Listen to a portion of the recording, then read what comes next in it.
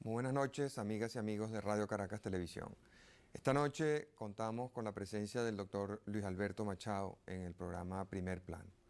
Muchas veces ustedes se me han acercado para preguntarme por qué yo invito tanto al doctor Machado a este programa, por qué no invito a otros candidatos. Y yo les he explicado, cuando he tenido la oportunidad de hacerlo, la importancia enorme que yo le atribuyo a las ideas que ha venido expresando el doctor Machado. Yo creo que si Venezuela aspira a aprovechar todo su inmenso potencial humano y físico, tiene que hacer algo con su educación. Pero quisiera reforzar esto con el testimonio de otras personas importantes que han estudiado las historias, que han estudiado los programas del doctor Machado y tienen algo que decirnos al respecto. Por ejemplo, Skinner, uno de los psicólogos más importantes de este siglo, dice: no cabe duda de que el proyecto en su totalidad será considerado como uno de los grandes experimentos sociales de este siglo.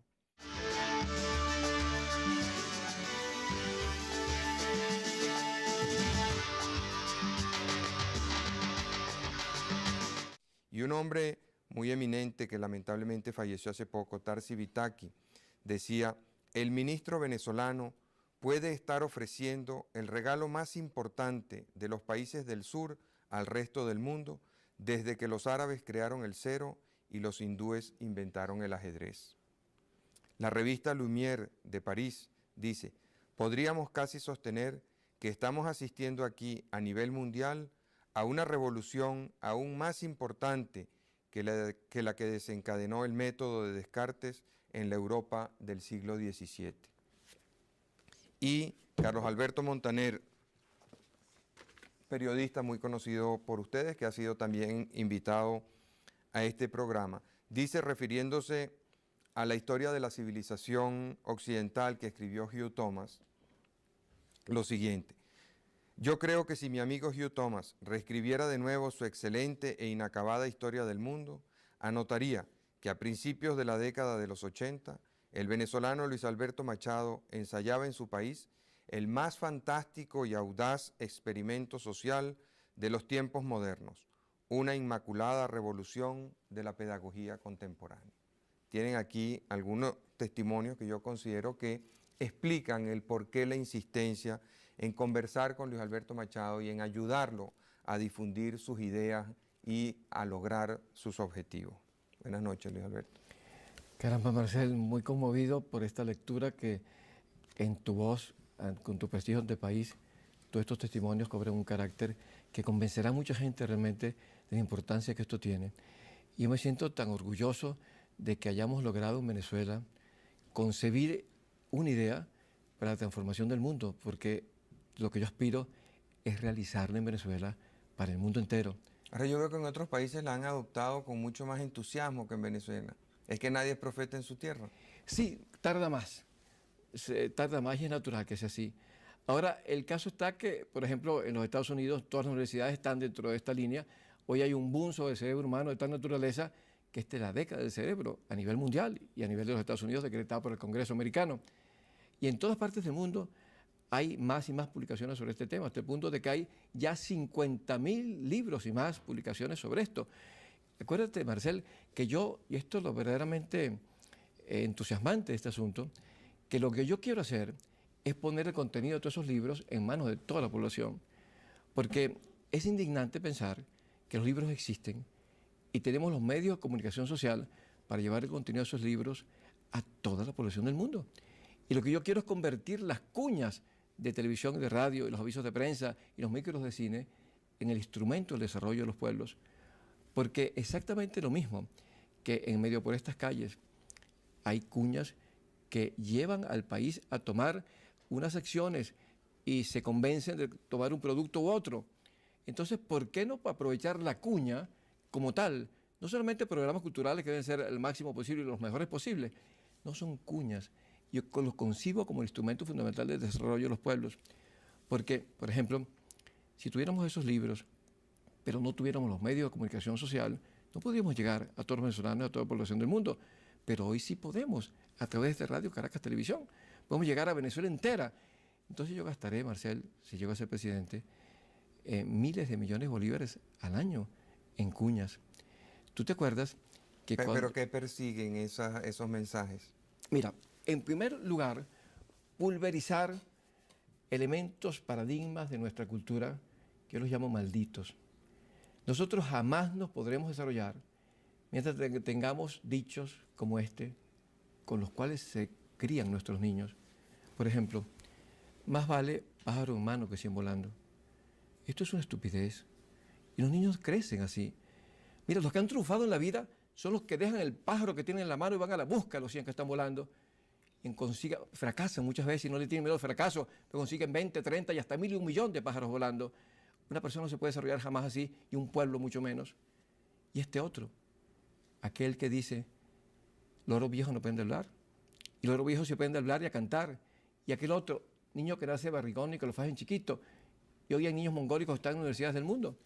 Y aquel otro... Sí, Radio Caracas tiene un programa muy bonito sobre maravilloso. Y con un éxito inmenso. Con mucho Sabes éxito, que ese programa en los Estados Unidos compite con 60 Minutes. Sí. Y que era el que llevaba a esa hora en CBS pues el récord. Sí, aquí compite con Bienvenido, un programa también de mucho prestigio y lo ha superado. Y el ver que ese muchacho es un muchacho mongólico con síndrome de Down y logra eso, que no se puede lograr con un niño normal. Es decir, yo he llegado a la conclusión, Marcel, de que yo y tú, y en este caso no lo digo como ser ordinario tú y yo, sino yo y tú. El burro adelante para que no sepan. Sí, exactamente. Somos atrasados mentales, justamente. Somos burros. Porque si un mongólico ha llegado donde hemos llegado nosotros, en la universidad, nosotros ¿dónde debíamos estar? Niveles más arriba.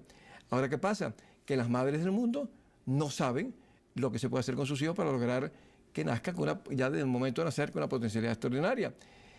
Mira, en este momento, Marcel, hay 600.000 madres embarazadas en Venezuela y no saben nada de esto.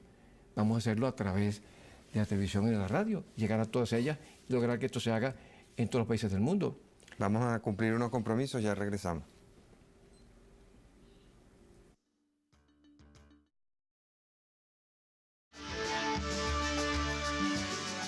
Hace un momento tú nos decías que en parte, una parte de los objetivos que tú te propones lograr es destruir una serie de paradigmas negativos, de modelos falsos que existen entre nuestra población. ¿Qué más? Mira, es que además, Marcel, eso lo podemos lograr porque el país no puede desarrollarse si no cambia y no se automotiva y no eleva su autoestima. Permíteme, inclusive, decirte otros refranes que tenemos que pulverizar. Aquel de que lo mejor es enemigo de lo bueno, confórmate con la mediocridad. Y aquel otro, más vale malo conocido que bueno por conocer. ¿Cómo puede desarrollarse un país así? Entonces, nosotros podemos lograrlo, esa es la primera parte. ¿Y de dónde crees tú que vienen todos esos dichos, tan conformistas todos? Diría de una cultura... Como de tanta resignación. Sí, de una cultura resignada, una cultura de la mediocridad, una cultura de fracaso, que parte de la base de que justamente eso no se compra en la botica, ese es el origen, que cree que las cosas ya vienen desde el momento de nacimiento. Es un determinismo que tenemos en nuestra cultura de que las cosas no se aprenden. Parece una cultura enemiga del cambio. Sí, así es. Todos esos refranes, todos esos dichos que tú has comentado, en el fondo lo que demuestran es, o sea, vienen de una sociedad que no quiere cambiar, que se conforma, que se resigna con lo que tiene, y esa no pareciera ser la situación de Venezuela en este momento. Hemos visto cómo el poder inmenso que han ejercido sobre el país en los últimos 35 años los partidos políticos se está derrumbando y vemos cómo el prestigio de la mayoría de los expresidentes se ha vuelto nada, sal y agua. Entonces hay como un rechazo a la vieja dirigencia, hay un rechazo a las viejas estructuras de poder. ¿Tú crees que Venezuela está madura para un cambio? Sin duda ninguna, porque este es el momento de hacer un cambio de tal trascendencia como este, que yo lo califico como el cambio más importante de la historia de la humanidad.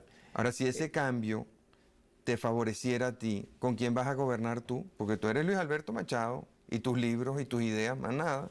Mira, yo voy a tener un gobierno que va a tener 5 años y medio en vez de 5. Porque yo, si llego a ser presidente, yo voy a dejar a todos los ministros actuales, si son buenos para Velázquez, son buenos para mí.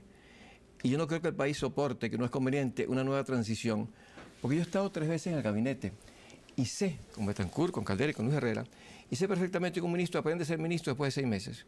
Antes no sabe, tiene que entrenarse, entonces cuando empieza a ser ministro realmente. Entonces vamos a cambiar los ministros otra vez en febrero para empezar otra vez y perder entonces un año. Es preferible, lo pienso yo así, el que estos ministros que están sigan conmigo todos, y en especial el ministro de Defensa, inclusive con derecho a declarar, autorizado por el Supremo Comandante de las Fuerzas Armadas para seguir declarando. ¿Por qué insistes en ese punto en particular? Porque, por ejemplo, tu expresidente, el doctor Caldera, no está muy contento con las declaraciones del ministro, y Andrés Velázquez tampoco está muy contento con las declaraciones del ministro. Yo sí creo que le ha hecho un gran bien al país y creo que ha ejercido un liderazgo necesario y ha cubierto una especie de vacío. Y creo que él tiene derecho a tener una opinión y a aclarar las cosas, porque es que aquí ha habido un desprestigio creciente de todas las instituciones, de las Fuerzas Armadas también, y se han ido desmoronando todas, y él tiene el derecho. Y yo, como Supremo Comandante de las Fuerzas Armadas, pues estaría en ese mismo afán de robustecerlas al máximo, y como él es allí, mi subordinado como ministro, pero es el militar que está allí, que yo nunca tendría tampoco, de paso quiero decirlo, un ministro civil como ministro de Defensa. Eso me parece que es innecesario, que no tiene sentido. Él tiene que ser el representante de las Fuerzas Armadas, inclusive ante gabinete, y llevar como militar, conociendo la idiosincrasia militar, las decisiones políticas de las Fuerzas Armadas. Entonces creo que él ha tenido una actitud que estabiliza la democracia venezolana. Creo que ha contribuido a que podamos llegar, con bien como vamos a llegar a las elecciones y seguir adelante. Entonces yo lo dejo allí, inclusive hasta no sería imposible que hasta uno le prorrogara el término de su periodo en las Fuerzas Armadas después de julio del año que viene. Entonces tú dejarías este gabinete. Completo. Y le garantizo, porque todos los cambios se van a hacer, se pueden ir haciendo después. Pero es que además, como yo parto de la base, Marcel, de que aquí no hay muchas alternativas. Digan lo que digan los candidatos actuales, todos van a terminar haciendo exactamente lo mismo, porque las alternativas son muy pocas. La realidad económica está allí y cada vez iremos más hacia esa unificación de criterios. Y yo, mira, si a mí me dijera un ángel que viniera y me dijera, mire, si usted dice que usted va a garantizar que el IVA va a desaparecer, si usted dice que usted no va a aumentar el precio de la gasolina, si usted dice que todo el mundo va a vivir mejor a usted llegar al gobierno, y usted va a ganar las elecciones, yo no diría eso jamás. No solamente porque estaría engañando, sino por una razón pragmática, porque no ganaría nada con ganar la presidencia, porque me van a tumbar como un necio a los 3 meses. Porque el país no aguanta ya más que todo el mundo ofrezca todo y que después la realidad no es esa. Pero hay candidatos ofreciendo eso. Bueno, allá ellos con su conciencia y su responsabilidad. Yo tengo la mía. Porque y les ruego que piensen mucho en lo que pasó con Carlos Andrés Pérez. ¿Quién destruye a Carlos Andrés Pérez? Él mismo. Simplemente porque él le ofreció al país en la campaña electoral que todo se iba a resolver y por eso lo eligieron. Y no se podía resolver nada. Ahora es el caso que aquí hemos dicho que el problema es la corrupción y por tanto al acabarse la corrupción todo se va a resolver. Y resulta, le hemos dicho al país que el problema es Pérez. Y se va Pérez y se puede resolver de un día para otro. El país esperará entonces, hay que decirle la verdad al país, realmente que el país sepa cuando vaya a votar que la realidad no es simplemente que los problemas se van a resolver todos de un día para otro, porque eso no es posible. Y no es que no se le debe decir al país que se van a resolver, sino que no se debe permitir que el país lo crea. Entonces yo creo que si queremos la estabilidad democrática, no podemos ofrecer lo que sabemos que es imposible, no podemos permitir que el pueblo crea que eso se va a hacer. Entonces, fíjate que ¿por qué los servicios públicos empeoran cada vez? ¿Por qué la realidad del país seguirán empeorando mientras no transformemos al venezolano? Porque aquí lo que a mí me subleva es el hecho que permanentemente en Venezuela, y diría que en el mundo, se trata de transformar las leyes, transformar la sociedad, para que la sociedad transforme al país y a los hombres y a los venezolanos. Y se ha fallado y se seguirá fallando siempre.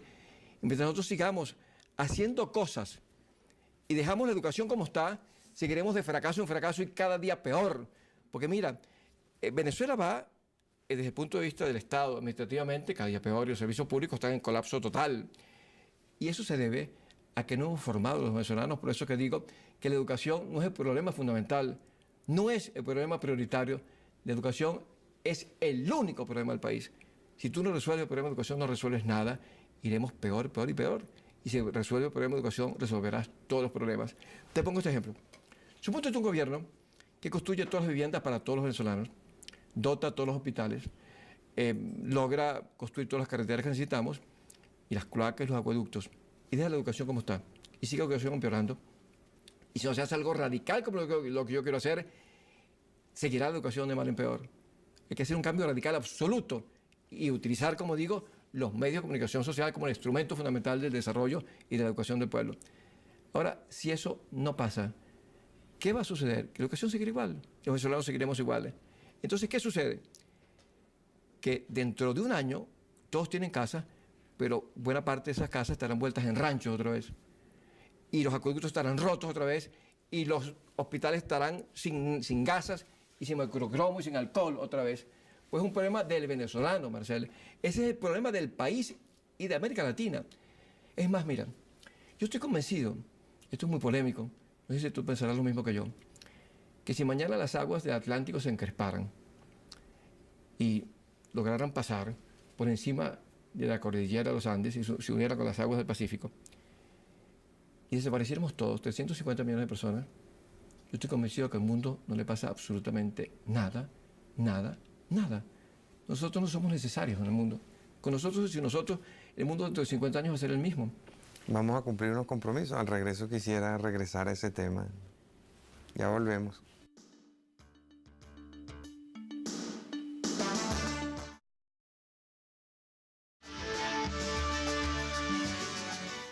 En ese momento tú decías que si una ola gigantesca del Atlántico nos barriera como continente a toda América del Sur, el mundo no cambiaría en nada. ¿Tú crees de verdad eso? Sí, estoy absolutamente convencido. Y además, ¿Tú no crees que aquí hay un potencial creativo inmenso? un potencial. Pero Bueno, el mundo perdería ese No potencial. una efectividad creativa. Sí, pero ese potencial se frustrará como se sigue frustrando, porque nosotros tenemos que hacernos la pregunta primera, ¿por qué pasa eso aquí? Y si mañana crece el Charles River de Boston y desaparece MIT y Harvard con todas sus investigaciones, todos sus archivos, todos sus sabios, y crece la Bahía de San Francisco, desaparece Berkeley y Stanford, el mundo es totalmente distinto dentro de 5 años a lo que sería si eso no ocurriera. Ahora, ¿por qué pasa esto? ¿Cuál es la realidad? Y aquí yo creo que la esencia del progreso del país, lo que tenemos que preguntarnos primero nosotros los venezolanos es eso. ¿Por qué sucede eso? Y mientras no resolvamos el por qué, no resolveremos los problemas de Venezuela. Tenemos que preguntarnos primero, esto es un problema genético. Nosotros somos inferiores a los demás países del mundo porque lo somos. Y la muestra está que nosotros, yo creo, Marcel, que nosotros no tenemos ni independencia, ni libertad, ni soberanía. Podemos celebrar el 5 de julio como queramos, pero no somos soberanos. Un pueblo con hambre no puede ser soberano jamás, ni tiene independencia, ni tiene nada. Nosotros somos colonias, Marcel. Esa es la realidad. Y lo somos ahora más todavía que en tiempos de independencia. Y nosotros estamos atrasados en relación con los demás pueblos desarrollados. ¿Por qué? ¿Cuál es la diferencia? Es que es un problema genético. Es nuestra raza de negros, de indios, de mestizos, de españoles que vinieron aquí. Somos inferiores. Si eso fuera así, no tenemos nada que hacer sino resignarnos a nuestra inferioridad. Y yo propondría que procuráramos ser el estado número 50 y tantos de los Estados Unidos, porque algo obtendríamos de eso. Pero la ciencia nos dice que no hay ninguna raza inferior a otra, que los negros son iguales a los blancos y los indios son iguales a los negros, que todos somos exactamente iguales. Cuando un venezolano está en igualdad de circunstancias que cualquier otro, rinde exactamente igual. Entonces no es un problema genético. Es un problema entonces que está en nuestra causa, un problema social, un problema nuestro, que depende de nosotros. Entonces no es Dios el culpable, pues vivimos en un mundo donde Dios es el culpable de todo, y por eso el atraso en nuestra cultura. Si mi hijo no tiene facilidad para las matemáticas, mi nieto, no es por culpa mía o su profesor o del mismo, sino es que Dios no le dio esa facilidad. Ahí está y si no tiene facilidad para la música, es que Dios no le dio el oído musical. Partimos de la base de que todo viene determinado. Es una sociedad determinista. ¿Son los genes o es la voluntad de Dios el que nos hizo así? Ulrich nació así, Einstein nació así, Beethoven nació así. Los países anglosajones parten de la base que las cosas se aprenden. Y por eso el how to y los libros acerca de cómo se hace todo. Libros de los cuales nosotros nos burlamos. Y no dijo Unamuno, que es el autor que me llega a mí más al fondo del alma, pero dijo la estupidez más grande que se ha dicho en América Latina y en España, que inventen ellos. Esa cosa tan nimia como inventar la ciencia y la tecnología, eso no vale nada. Nosotros somos países para cosas mucho más elevadas, la teología, la religión, el misticismo, la música, la pintura, la poesía. Ahora que inventen ellos significa que nos colonicen ellos. Pero además, los países del mundo hoy que son el centro de la cultura integral son los países anglosajones. ¿Por qué? Porque allí el centro musical del mundo está en los Estados Unidos, y el centro cultural del mundo en general, y el centro de novelas, y de poesía, y de pintura, todo se desplaza a los Estados Unidos. ¿Por qué? Porque es una cultura que lo permite, pues están siempre en la búsqueda de una nueva frontera. Entonces, si no es un problema genético, entonces, ¿qué es? ¿Es que acaso un problema nutricional? ¿Es que nuestra gente está mal nutrida y por eso no son creativos? Porque yo no creo en pueblos y en países en su efectividad cuyas universidades no producen premios Nobel. ¿Por qué todos los premios Nobel se van para allá y ninguno para acá? Es que nuestros estudiantes y nuestros profesores están desnutridos, porque la desnutrición explicaría que en los barrios pobres la gente no fuera tan creativa. Pero los profesores de nuestros estudiantes comen igualito que comen los estudiantes de Boston. Exactamente igual. Con flake, el desayuno, jugo de naranja, huevos tibios, tostadas, café con leche. Y el almuerzo es el mismo y la cena es la misma. Esto no es un problema nutricional el que hace que nosotros no estemos a la vanguardia del mundo. Tampoco es un problema de baja población. No, y si uno compara lo que es por mala que sea, la calidad de la nutrición, de la alimentación, hoy en día en Venezuela es superior a la que había en Europa hace un siglo. Ya, por supuesto. Pero sin embargo, en Europa hace un siglo crearon... Sí, vamos a ir simplemente a eso, que nosotros estemos allí, vamos a descubrir las mismas cosas que ellos tuvieron entonces y vamos a inventarlas igual. Entonces ese no es el problema. ¿Es que acaso entonces, ya que hablamos del problema educativo, es que se trata de que las matemáticas son distintas, las que nosotros estudiamos aquí, la física, la química es distinta? Hasta los libros de texto son los mismos. Es más, yo estoy seguro que en la Universidad Central sale un médico sabiendo más de medicina que un médico que graduó en Harvard. De medicina como tal. ¿Cuál es la diferencia entonces? ¿Por qué pasa lo que pasa? Simplemente porque en Harvard, lo que diferencia la Universidad de Harvard con cualquier universidad nuestra, es que allá, además de darles información, datos, conocimientos, les enseñan cómo pensar creativamente con una asignatura específica, particular. Les enseñan a descubrir, a inventar. Les dan clases. Aquí se enseñan solamente contenidos. Allá enseñan además de contenido procesos, sistemas, procedimientos, métodos. Y por eso yo quiero transformar el sistema educativo e incluir en él 3.000 horas de clase, donde además de lo que se estudia actualmente, se estudien, es decir, procesos mentales, cómo inventar, cómo descubrir, cómo crear, cómo piensa un genio. Y hoy se sabe, Marcel, cómo piensa un genio. Y un genio piensa distinto a ti, a mí, a cualquiera de las personas que están con nosotros en este programa. Lo que tenemos que hacer entonces es dar clases de eso y 3.000 horas de clase. Esta es la transformación y nosotros podemos ponernos a la vanguardia del mundo en este camino. Y si nosotros hacemos eso, 3.000 horas de clase, y le damos a las madres por televisión y directamente en su casa lo que tienen que saber porque sus hijos nazcan ya con la llama del amor encendida, y le damos a los adultos de Venezuela las técnicas por las cuales las transnacionales están pagando hoy la cantidad de 10 millones de bolívares en una semana. Y todo eso, lo repito, porque esto me parece que es de una importancia radical, pues es la primera vez en el mundo que se plantea convertir la televisión y cuñas, no solamente la televisión, repito, son cuñas de televisión y de radio y avisos de prensa y micros de cine en el instrumento fundamental del desarrollo. Porque es que para mí el desarrollo está en el ser humano y nada más que en el ser humano. Y como te decía antes, aquí en Venezuela, tú cubres el medio físico, das todo al país y no transformas al venezolano y volvemos otra vez al trazo más absoluto y seguimos teniendo pobres. Porque el problema fundamental es la pobreza. ¿Y por qué los pobres son pobres? Porque no saben cómo dejar de ser pobres. Y por eso, en un programa contigo, lo dije, lo digo en todas partes, sin miedo ninguno, en radio, en televisión, y cuando voy a los barrios, lo digo allí. Y lo maravilloso es que en los barrios también me aplauden cuando lo digo. Cuando digo yo estoy en contra de eso que se llama la distribución de las riquezas. Eso a veces que es un disparate, es un engaño al pueblo. Tú lo has dicho en este programa también. Y yo quiero que lo repitamos otra vez.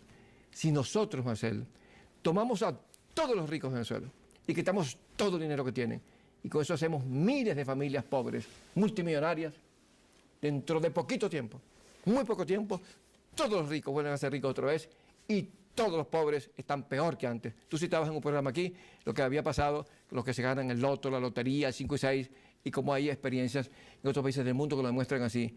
Todos vuelven a ser pobres otra vez. Entonces, ¿qué ganamos nosotros con distribuir la riqueza? No ganamos absolutamente nada. Lo que tenemos que distribuir son las técnicas por las cuales se produce riqueza, son técnicas mentales. Repito, se trata de transformar la sociedad, pero la sociedad transforma a los hombres, se transforman los hombres transforman la sociedad. Y si no es así, si no transformamos al ser humano, no tendremos prosperidad ni felicidad jamás, nunca. La clave está allí y todo lo otro que se haga, Marcel, todo lo otro que se haga sin transformar radicalmente el sistema educativo, concebido desde el nacimiento, desde el embarazo, no desde el nacimiento, desde el embarazo hasta la vejez. Si no hacemos eso, como el problema del país, repito, no es el principal problema, ese es el único problema. Si no hacemos eso, Marcel, yo creo que todo lo demás es basofia, es bosta de vaca, todo lo demás que se haga es bullshit, bullshit y nada más que bullshit. Todo lo otro que se haga se transforma primeramente al hombre, a los niños, a los estudiantes, a todos los adultos del país. Aquí está la clave del progreso y la única posible. ¿Y por qué tú no te conformas con ser un pensador, un intelectual, un profesor universitario, como han sido todos esos pensadores que tú citas y que pones de ejemplo? ¿Por qué el interés en la política? Porque he llegado a la conclusión de que es la única manera de lograrlo. ¿Por qué? Porque yo fuera un pensador y sería uno más en el mundo. Hay muchos, hay miles de ellos. Hay un boom sobre esta materia y son muchos los que dicen esto. Te digo, hay 50.000 libros escritos sobre este particular. Y están allí. Lo que tenemos que hacer es ponerlos en manos del pueblo. Y aquí está la clave. El poner los libros en manos del pueblo es una decisión política. Porque tenemos los libros, los conocimientos y tenemos los medios para lograrlo.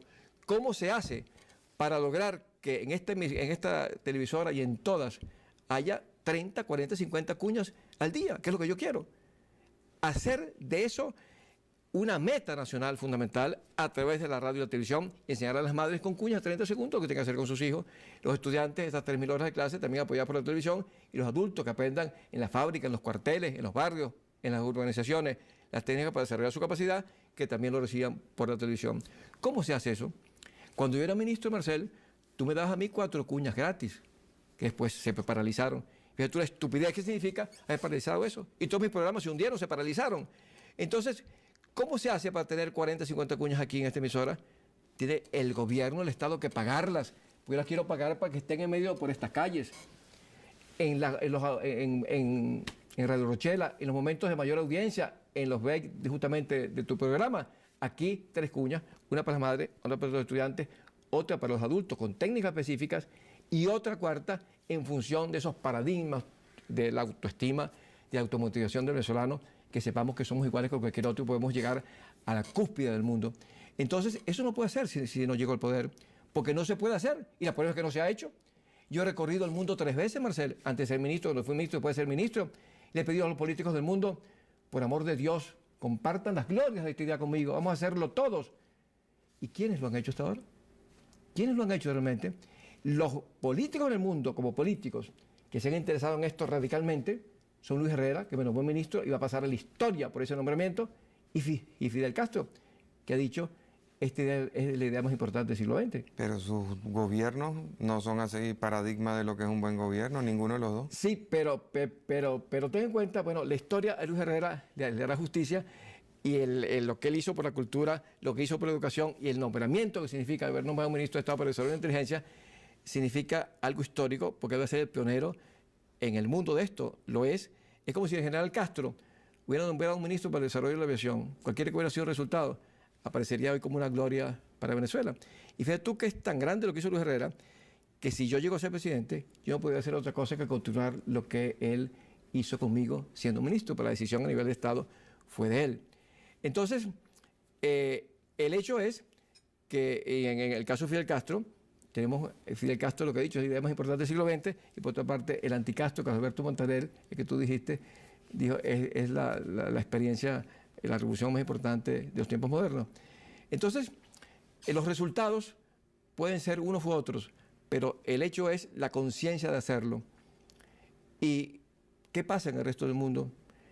¿Y cómo se puede permitir, cómo puedo yo permitir, convencido de eso, el no realizarlo a través del único medio por el cual creo que lo puedo realizar? Porque, además, Marcel, yo quisiera hablar con el señor Clinton sobre este particular, pero ¿cómo lo hago ahora? No puedo. Yo soy jefe de Estado, estaré con él un fin de semana entero en Camp David para convencerlo de que se dirija al país simplemente diciéndole vamos a obtener los niños más inteligentes del mundo en los Estados Unidos. Y yo lo que haría, en primer lugar, al ser presidente, es trasladarme a las Naciones Unidas y firmar de ahí una carta para todos los jefes de Estado del mundo, invitándolos a una alianza universal para el desarrollo de la inteligencia y una reunión que tuviera lugar en las Naciones Unidas 6 meses después, para que todos los jefes de Estado del mundo pongamos acción en este camino. Después me iría a la UNESCO en París, después iría a ver al Papa en el Vaticano, para que se ponga al frente de esta acción monumental para la transformación de la humanidad. Porque digo, no solamente pienso en Venezuela, sino en el mundo entero.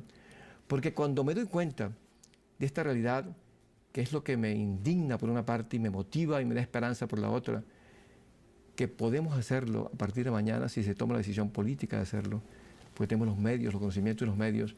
¿Cómo podemos permitir? Mira, durante este programa están naciendo 40, 50 niños, hoy en día, nacen hoy, y son 3 niños por segundo que nacen cada día en el mundo. Entonces, esas madres no saben nada de lo que pueden saber, lo que tienen que saber para realizar una revolución dentro de sus propios hijos, para que sean felices toda la vida, y que los niños creados en esta forma no sean ampones, no sean drogómanos, no sean ladrones, no sean asesinos. Entonces, una generación creada así es totalmente distinta a la que existe hoy. ¿Cómo es posible que existen los conocimientos? No se los damos a las madres. No es un crimen con las madres del mundo lo que estamos cometiendo. Hay 600.000 madres embarazadas en Venezuela que no saben nada de lo que se puede hacer. No es un crimen con ellas. Ahora, ¿cómo se hace eso si no es a través de la jefatura del Estado? ¿Cómo se hace eso en otra forma? Te repito, si yo fuera un científico sobre esto, un pensador, que lo soy también porque tengo mis libros, y he creado un ismo en América Latina, un ismo nuevo, se llama el inteligencialismo. También Carlos Alberto Montaner se ha referido a eso. Él ha dicho, este es el único político latinoamericano que ha creado una idea original en el mundo. Porque ¿cuál es el ismo que se creó en América Latina? Yo he creado uno, el inteligencialismo. El continuismo. El continuismo exactamente, que es la antítesis de toda ideología. Entonces, vamos a cumplir unos compromisos. Al regreso quisiera que me explicara por qué en este interés tuyo de llevar la idea de la revolución de la inteligencia a la política, tú a quien apelas electoralmente es a los niños. Los niños no tienen voto. Ya regresamos.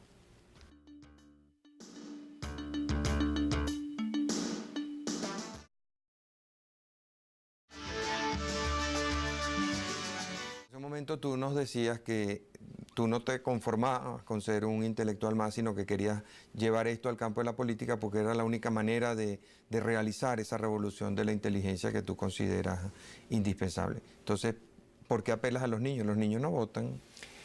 Pero las madres sí. Y justamente ahí yo diría que debe haber miles ya de niños en Venezuela que le dicen a sus madres lo siguiente.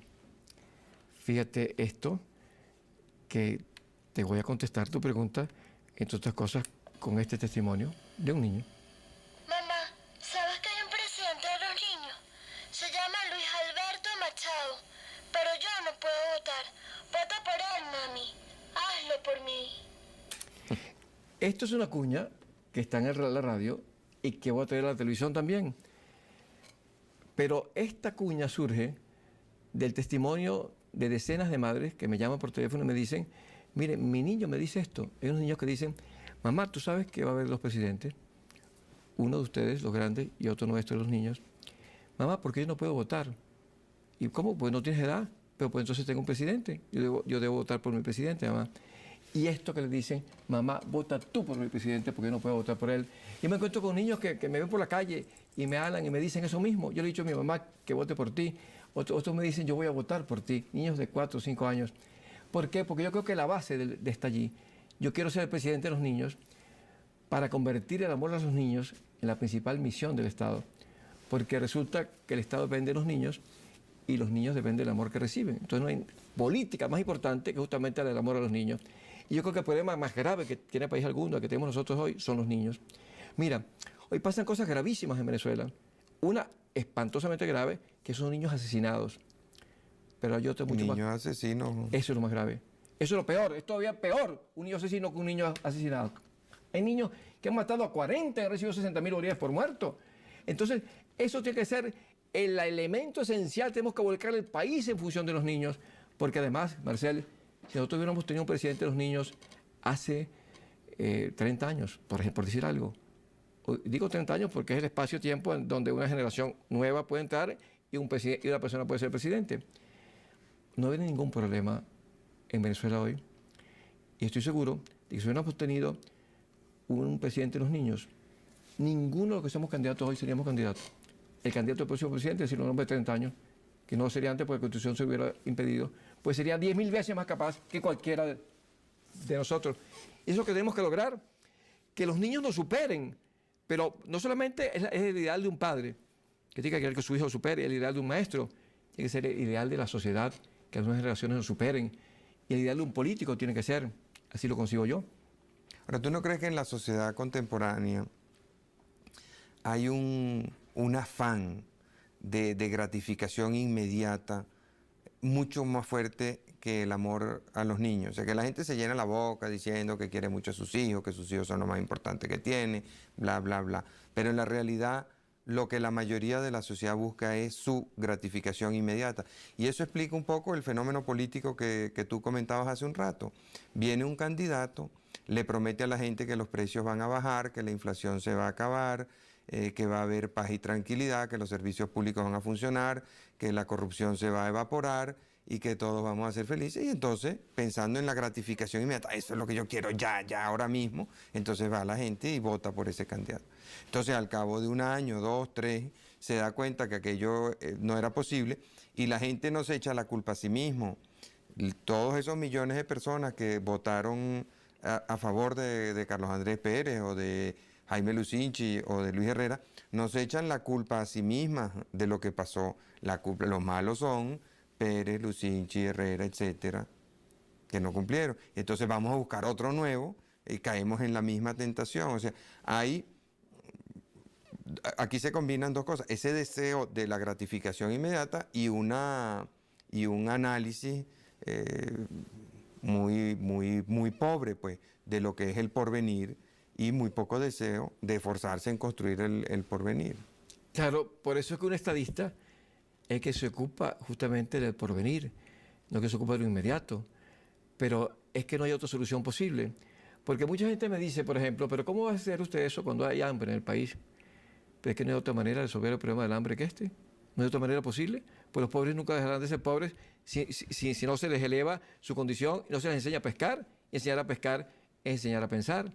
Porque los pobres son pobres, no porque sean genéticamente inferiores. Simplemente es un problema de capacidad. Y el problema del país es un problema de capacitación, simplemente.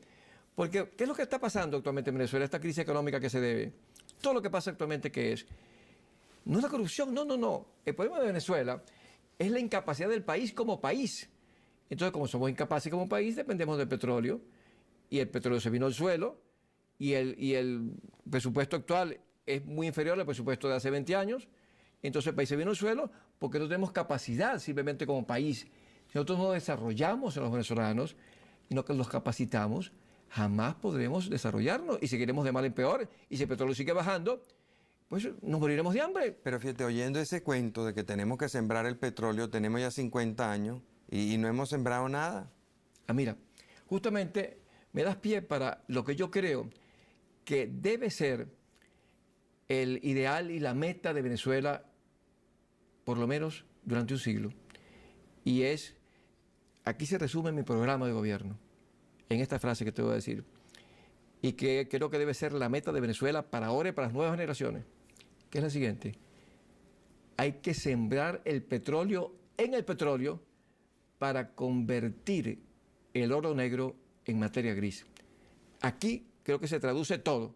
Fíjate, hemos dicho sembrar el petróleo, pero se ha considerado que debe ser sembrado en cualquier parte menos en el petróleo. Yo creo que esto ha sido un error gravísimo que hemos cometido por generaciones, que no nos hemos dado cuenta que donde somos más competitivos, que tenemos que ser un país petrolero y seguirlo siendo. Hemos hablado tantas veces de Venezuela postpetrolera, y una cosa así como nos diera asco el petróleo. Y Pérez Alfonso tuvo la frase, que no fue su intención. Entiendo lo que él quiso decir, pero que tal como se ha concebido y se ha entendido, le ha hecho un daño gravísimo a Venezuela. La frase de el petróleo es el excremento del diablo. Es un país que no quería ser un país petrolero, que consideraba que había sido una perdición el petróleo. Yo pienso todo lo contrario, he estado defendiendo esto desde hace años y nunca he entendido eso. Digo, un país que lo único que tiene es competitivo y lo único que le permite desarrollarse hasta ahora ha sido petróleo. Vamos a sembrar el petróleo en el petróleo, pero además partiendo de la base de que eso tenemos que hacerlo para el oro negro, convertirlo en materia gris, porque es eso. Entonces, si yo llego a ser presidente, el eslogan de PDVSA será: sembramos el petróleo en el petróleo. Ahí es donde hay que sembrar el petróleo y no hay ninguna otra cosa, para producir entonces más riqueza, más bienes, que lo llevemos entonces a los venezolanos. Además, sembrar el petróleo en el petróleo, la actividad petrolera genera una actividad económica extraordinaria. Es decir, que motiva y es la locomotora que justamente desarrolla el país. Entonces, ¿qué quiero yo en este camino? Para ahondar sobre la frase y dividirla en dos partes, sembrar el petróleo en petróleo, es lo siguiente, es convertir a PDVSA en una de las empresas más poderosas del mundo. Y lo podemos lograr. Entonces, invirtiendo todo lo necesario y buscar dinero que venga de fuera, necesitamos eso por encima de todo y abrir las puertas todo lo más que podamos para que se invierta de afuera en el petróleo. Y en ese sentido buscar todos los medios. Inclusive te digo que si hay que endeudarse en función de petróleo, pues yo lo haría sin duda ninguna. Porque al fin y al cabo, Radio Caracas tiene que endeudarse para prosperar, para comprar unas máquinas que necesita. Lo que hay que tener es la seguridad absoluta y lo tendríamos con PDVSA porque genera su riqueza que esa deuda va a ser totalmente pagada. Pero además, yo creo que tenemos que buscar todas las maneras posibles sin hacer que PDVSA pierda importancia y fuerza. Yo no estoy de acuerdo con nada que pueda hacer que PDVSA pierda su hegemonía, inclusive en el mundo. Yo quiero que PDVSA sea cada vez más fuerte, que podamos entonces producir cada año, esto tiene que ser meta fundamental del país, por lo menos 200.000 barriles diarios más cada año. Eso por ahora, irlo incrementando cada vez y venderlos. Y aquí voy a esto. Yo creo que la OPEP ha rendido una función muy importante en el mundo, pero yo no tengo el mito de la OPEP. Y yo como presidente no podría permitir el que Arabia Saudita a voluntad pueda aumentar su producción de petróleo, y lo mismo los países del Golfo, y que Venezuela siempre se mantenga cumpliendo con su cuota. Nosotros, yo le diría a la OPEP, vamos a producir y a vender 200.000 barriles sin a day todos los años, por lo menos 200.000 barriles más. O sea que eso lo hago en la OPEP, más allá de la OPEP o fuera de la OPEP.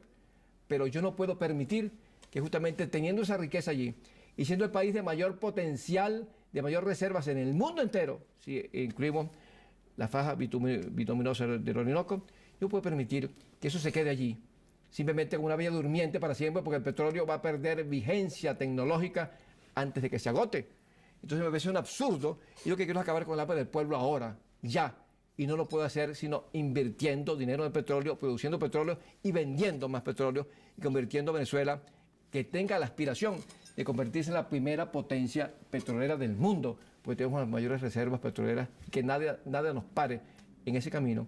Entonces sembrar el petróleo para producirlo así y lograrlo así. Y en ese sentido, abrir las puertas lo más que podamos. Y no me vengan con cuentos en cuanto a las inversiones extranjeras en general, y lo digo en cuanto a petróleo y las demás también.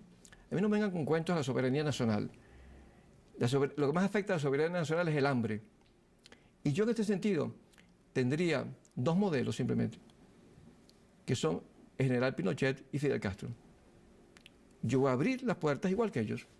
Y aquí no me venga la gente de izquierda con que no se puede hacer esto o lo otro. Vamos a llegar hasta donde ha llegado Fidel Castro, que ha sido paradigma para ustedes, señores de izquierda. Entonces vamos a llegar a donde ha llegado él en cuanto a las inversiones extranjeras, que las ha abierto como nadie. Y a los de derecha vamos a llegar a donde ha llegado el señor Pinochet. Porque además, Marcel, los países del mundo no se pueden desarrollar sin inversión extranjera, porque el problema de Venezuela actual económico no es otra cosa. La inflación que es, el déficit fiscal que es falta de divisas. El problema económico fundamental de Venezuela son divisas y nada más que divisas. Ese es el problema. Y tenemos que tenerlas a como de lugar. Justamente cuando tengamos mayor producción petrolera con un mayor ingreso. Pero entre tanto tiene que ser ingresos de inversiones extranjeras. Y fíjate, los 4 tigres de Asia, Hong Kong, ¿cómo se desarrolló? Con inversiones extranjeras. Y Corea igual, y Singapur igual, es exactamente, y Corea igual. Es que es así, no es otra manera posible. Esos pueblos se han desarrollado ¿por qué? Por las inversiones extranjeras por una parte y por la motivación, la autoestima, el afán y la disciplina. Es un problema de seres humanos y de trabajo. ¿Cómo trabaja? Eso es un problema de motivación, un problema personal. Ahí está la clave. Entonces digo otra vez que el desarrollo de Venezuela, económico de Venezuela, se debe simplemente, lo podemos lograr, quiero decir, a las inversiones extranjeras, la mayor producción de petróleo, y luego la motivación, la autoestima venezolana y la formación del venezolano. Ahí está la clave y la única clave de nuestro desarrollo. Es decir, entonces, sembrar el petróleo en petróleo para convertir el oro negro en materia gris.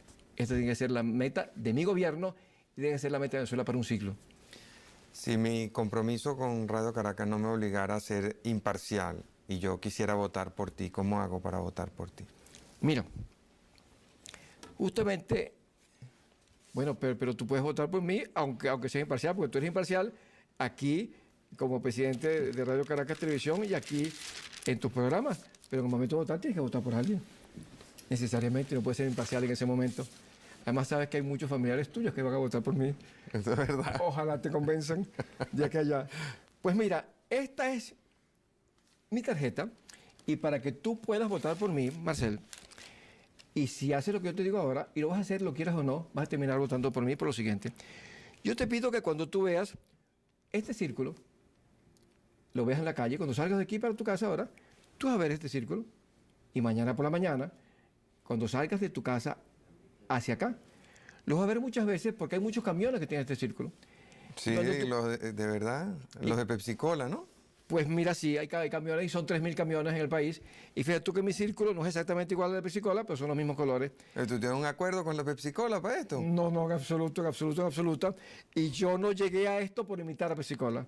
Yo llegué por mis propios medios, solamente que a mí me salió gratis. A Pepsi-Cola tiene que haber costado millones de dólares haber descubierto que estos colores, en esta forma, eran los colores para lograr motivar a la nueva generación. Acuérdate que ese fue su eslogan en el mundo, cautivar la nueva generación. ¿Cómo llegaste tú a eso? Pues mira, fíjate, aquí en Radio Caracas, justamente, déjame ver, la debo tener aquí. Justamente, sí la tengo. Mira, esto es así como la Pepa de Zamuro de Luis Herrera.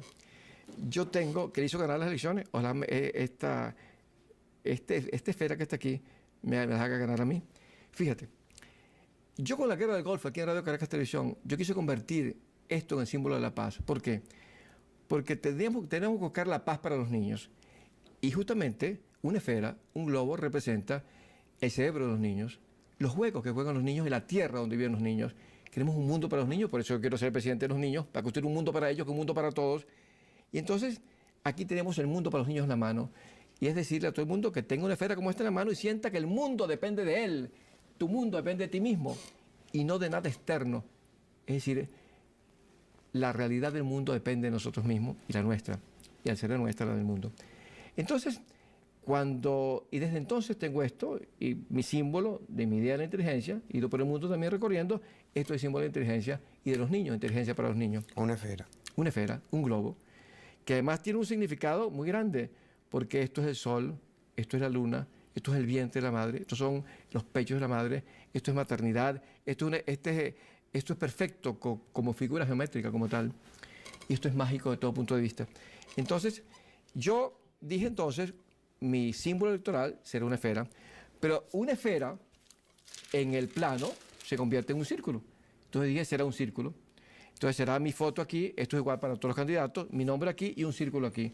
Entonces cuando dije, voy a darle colores, a esto tiene que tener un color, ¿cuáles van a ser mis colores? Entonces me puse a ver las banderas de los países del mundo. Me encontré con algo, yo jugaba con esto en la noche, veía aquí, hago esta combinación, esta otra, y me encontré con que los países que habían dominado la Tierra en los últimos 400 años, los 4 tenían los mismos colores, que son Inglaterra, Holanda, Francia y los Estados Unidos. Todos eran rojo, blanco, azul. Entonces me dije, estos van a ser mis colores sin duda, pues esto no puede ser casualidad. Son países agresivos, países de una acción hacia adelante, de un optimismo y de un afán, y conquistaron el mundo. Y países de un sentido imperial, un afán de conquista. Y resulta que me puse a averiguar entonces qué significaban estos colores juntos, y significa seguridad, aliento, optimismo ante el futuro, los tres. Entonces yo dije, estos van a ser mis colores sin duda. Y estando en esto me encontré con que eran los mismos colores de Pepsi-Cola. Entonces ya no tuve duda, que inclusive la forma tenía que ser esta y no otra, porque había que dar alternativas, que fuera azul arriba, rojo abajo. No, cuando vi que Pepsi-Cola tenía esto, dije, tiene que haber gastado millones de dólares para llegar a la misma conclusión que yo, y a mí salió gratis. Entonces, evidentemente, mis colores van a ser esto y en esta misma forma. Y entonces ahora, por eso te digo a ti, que cuando veas este círculo, y lo vas a ver muchas veces, cuando pases por un automercado, por ejemplo, y pases por un bar, una carretera y un restaurante y una bodega y un supermercado, acuérdate de mí. Y cuando vayas a un automercado y ves allí, y que tu mujer y todos cuando vean allí unas botellas de estas, acuérdense de mí, y se venden 10 millones de botellas al día, y son 3.000 camiones que están dando vueltas, y todo eso evidentemente me beneficia a mí y yo estoy haciendo propaganda a ellos también. No hay un convenio, pues yo les hago propaganda sin duda ninguna, porque hay gente que se le ha ocurrido inclusive por beneficiarme a mí. Yo soy responsable.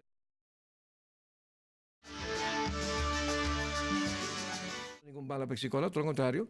Estoy haciendo un bien inmenso, ellos van a vender mucho más, están en maquillaje, están gastando en cuñas no sé cuántos cientos millones de bolívares en Venezuela y en el mundo, porque es una campaña mundial.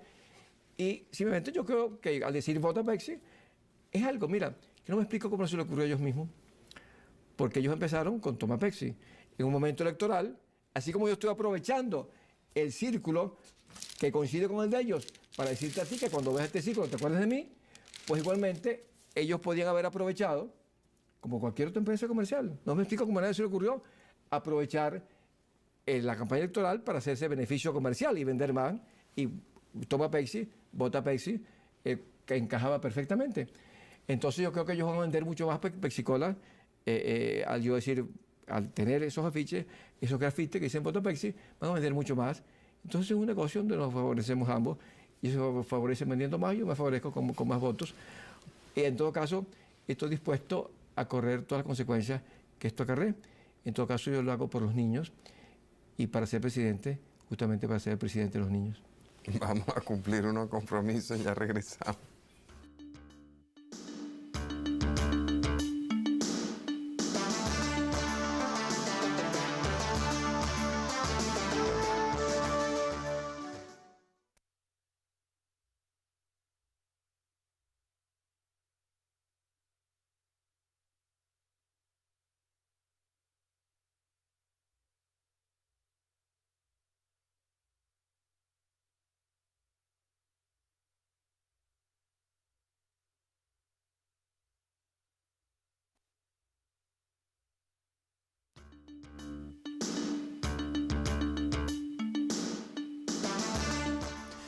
Toda esta idea de hacer una revolución de la inteligencia que le permita al ser humano superarse y que la próxima generación sea mejor que esta cosa que no ha venido ocurriendo en los últimos tiempos en Venezuela, estaría muy bien si ese estar mejor no es solamente comer más o tener mejores servicios o ser más alto o ser más fuerte.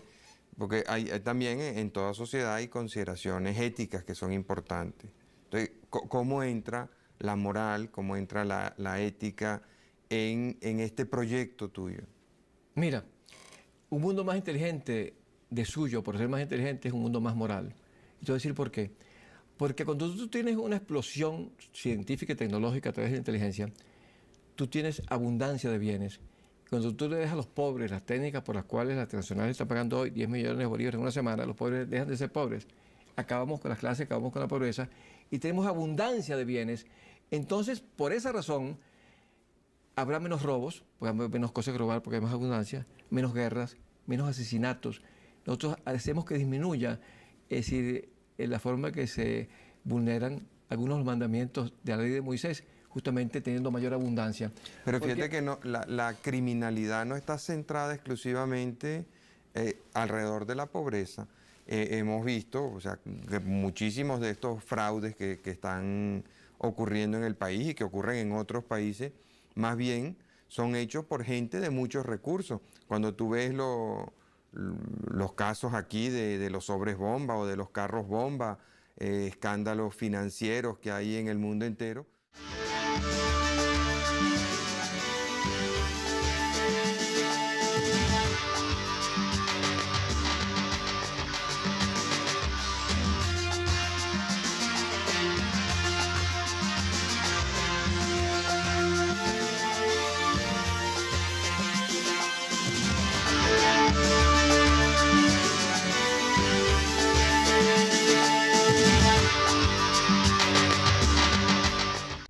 La revista Lumière de París dice, podríamos casi sostener que estamos asistiendo aquí a nivel mundial a una revolución aún más importante que la que desencadenó el método de Descartes en la Europa del siglo XVII.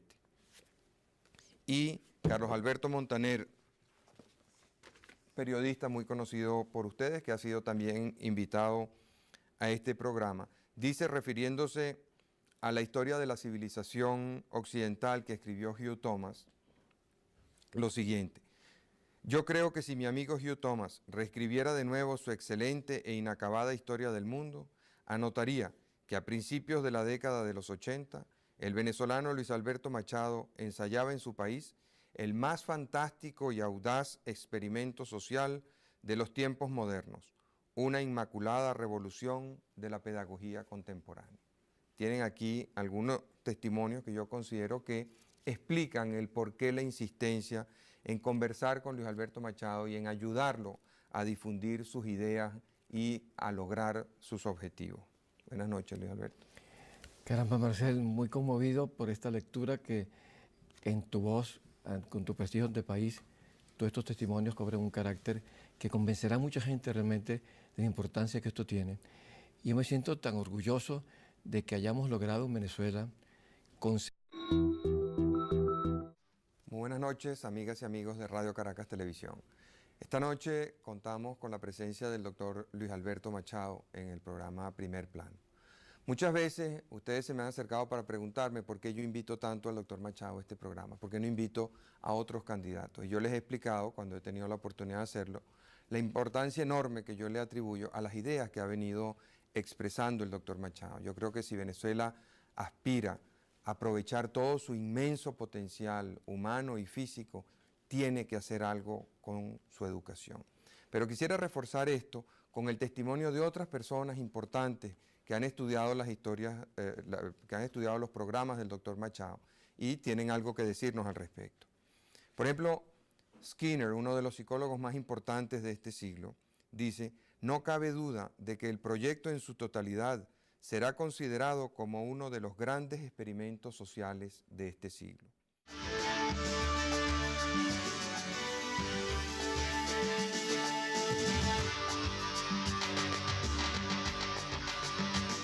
Y un hombre muy eminente que lamentablemente falleció hace poco, Tarsi Bitaki, decía: el ministro venezolano puede estar ofreciendo el regalo más importante de los países del sur al resto del mundo desde que los árabes crearon el cero y los hindúes inventaron el ajedrez. Como instrumento fundamental del desarrollo de los pueblos, porque, por ejemplo, si tuviéramos esos libros, pero no tuviéramos los medios de comunicación social, no podríamos llegar a todos los venezolanos, a toda la población del mundo, pero hoy sí podemos, a través de Radio Caracas Televisión, podemos llegar a Venezuela entera. Entonces yo gastaré, Marcel, si llego a ser presidente, miles de millones de bolívares al año en cuñas. ¿Tú te acuerdas que ¿Pero qué persiguen esos mensajes? Mira, en primer lugar, pulverizar elementos, paradigmas de nuestra cultura, que yo los llamo malditos. Nosotros jamás nos podremos desarrollar mientras tengamos dichos como este, con los cuales se crían nuestros niños. Por ejemplo, más vale pájaro en mano que 100 volando. Esto es una estupidez. Y los niños crecen así. Mira, los que han triunfado en la vida son los que dejan el pájaro que tienen en la mano y van a la busca de los 100 que están volando. Fracasan muchas veces y no le tienen miedo al fracaso, pero consiguen 20, 30 y hasta 1000 y 1 millón de pájaros volando. Una persona no se puede desarrollar jamás así, y un pueblo mucho menos.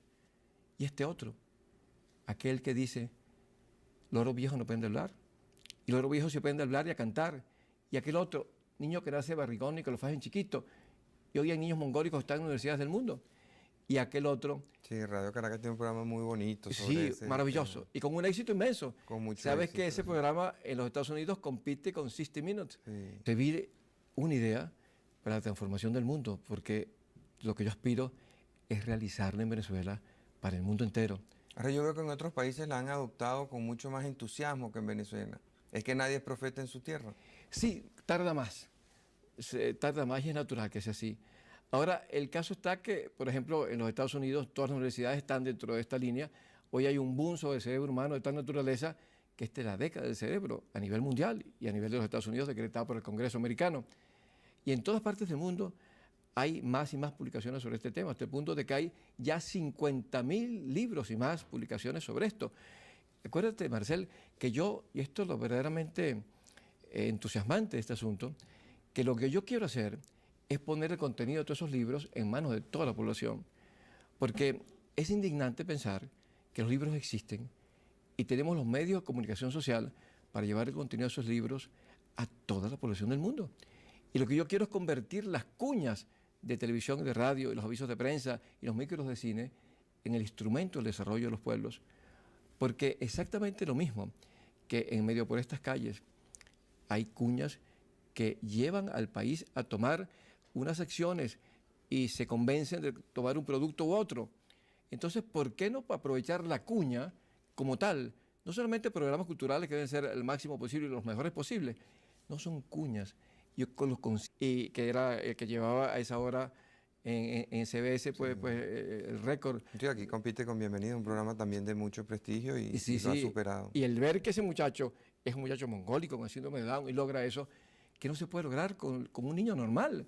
Es decir, yo he llegado a la conclusión, Marcel, de que yo y tú, y en este caso no lo digo como ser ordinario tú y yo, sino yo y tú. El burro adelante para que no sí, sepan. Sí, sí, exactamente. Somos atrasados mentales, justamente. Somos burros. Porque si un mongólico ha llegado donde hemos llegado nosotros, a la universidad, nosotros ¿dónde debíamos estar? Ni más arriba. Ahora, ¿qué pasa? Que las madres del mundo no saben lo que se puede hacer con sus hijos para lograr que nazcan ya desde el momento de nacer con una potencialidad extraordinaria. Mira, en este momento, Marcel, hay 60.000 madres embarazadas en Venezuela y no saben nada de esto. Vamos a hacerlo a través de la televisión y de la radio, llegar a todas ellas y lograr que esto se haga en todos los países del mundo. Vamos a cumplir unos compromisos, ya regresamos.